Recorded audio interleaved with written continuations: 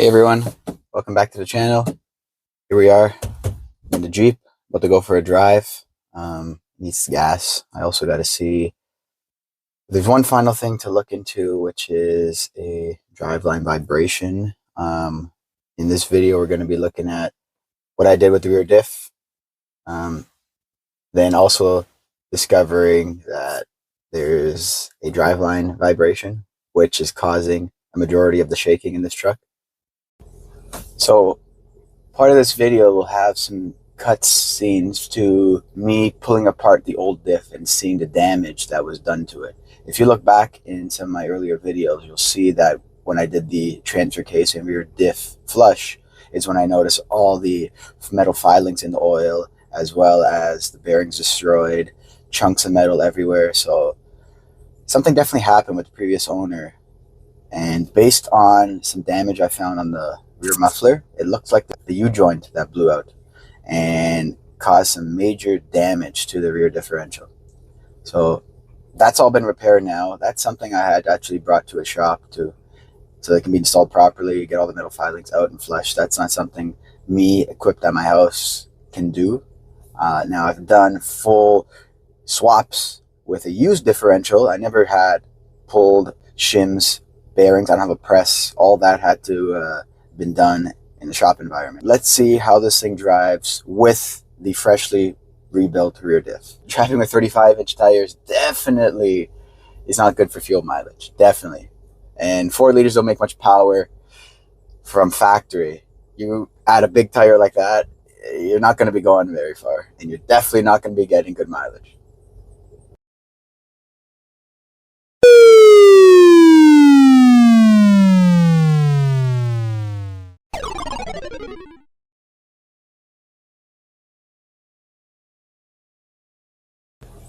Being that I live in a subdivision, unfortunately, I play what I call car shuffling pretty much every day. So to pull out this truck, I got to move 3 cars. So they're all out of the way. We're finally going to take off and see what's what. Let's go. Hopefully the camera doesn't fall. Soundproofing the cabin really helped with noise.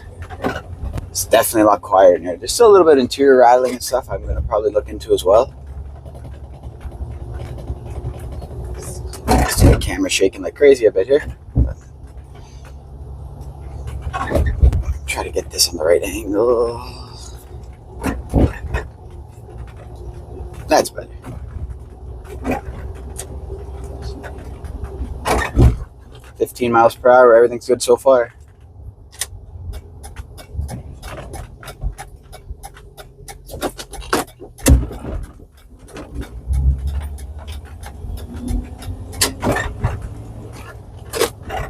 I guess you don't really ever buy a Jeep for a comfortable ride, but oh well, what can you do?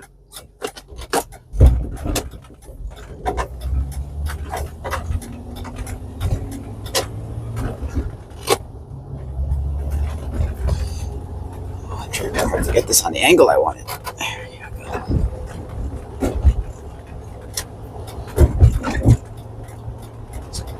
go. So far, there's almost no shaking, so that's pretty good.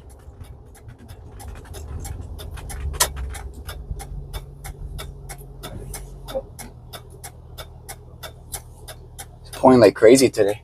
Damn, I hate working in the rain.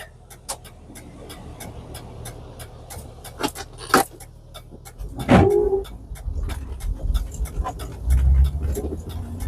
have to get it up to some speed now. Second gear. So far, so good. Oh yeah, here's the shaking. Yeah, that's definitely still a problem. Around 30 miles per hour, this thing shakes like crazy.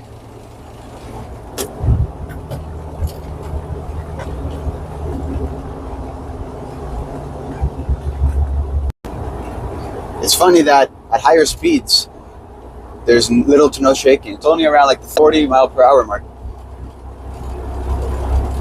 Try to pick up the speed of it. 5th gear.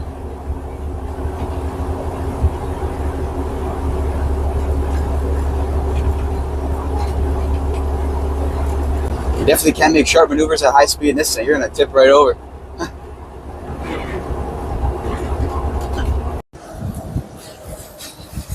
Sorry, this is just like aesthetically the perfect lift and look for this truck. This is what's really gonna make it sell. Perfect stance between the tires, lift, even the little accessories like this. Very nice. And I love this truck.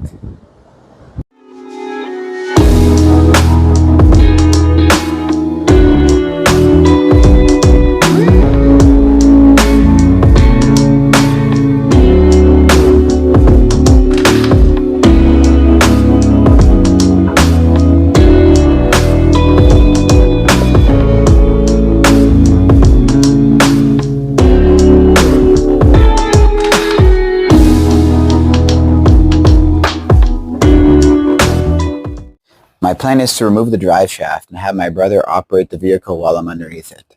While I'm down there, I'm going to look and see if anything looks out of the ordinary. Do not try this at home. Never forget to check the wheels when you're pulling out any drive shaft.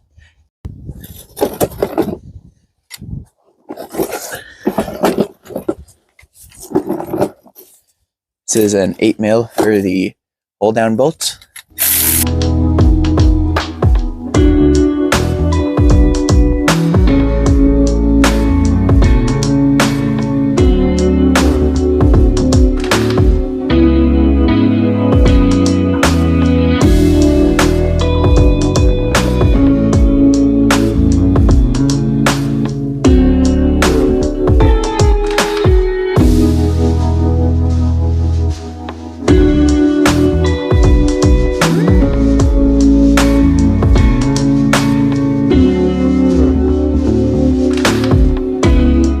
So if that shaft is rotating up and down kind of like this instead of in a perfect circular motion, you know the output shaft is damaged or warped from whatever happened with the drive shaft blowing out by the previous owner. So let's go take a look at the truck and see how that output shaft looks.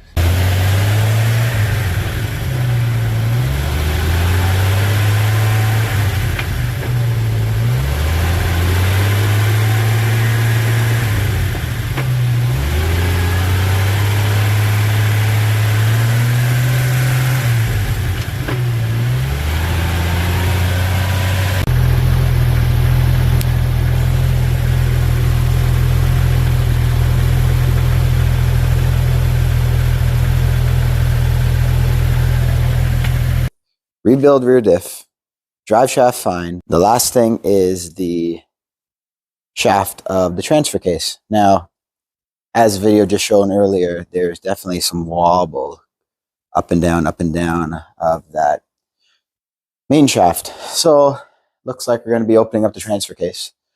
I'm unsure whether I'm going to buy one complete already or rebuild this one. At this point, it just depends on pricing.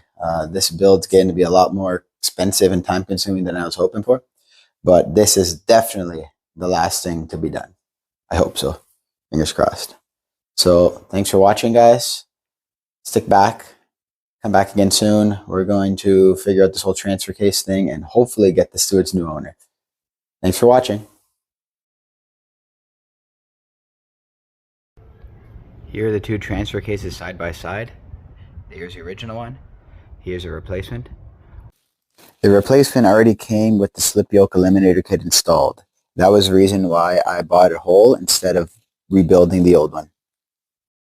This end is a lot more stronger of an application. This is to take a double cardan U-joint style drive shaft where it's two U-joints together with a bearing and it bolts into the 4 holes here. Now that I have to get made. That's going to be custom, but that is definitely bent. That's definitely good. Now let's throw that in that truck.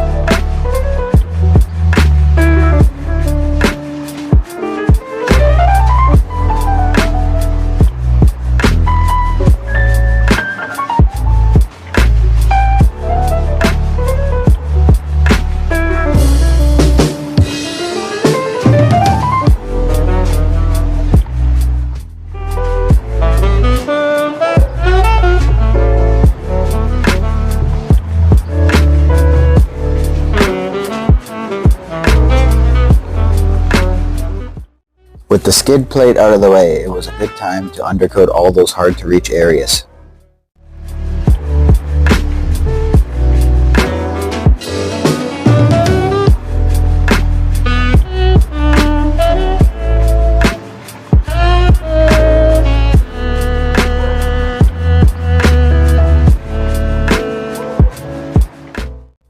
This is the official ending of the video now.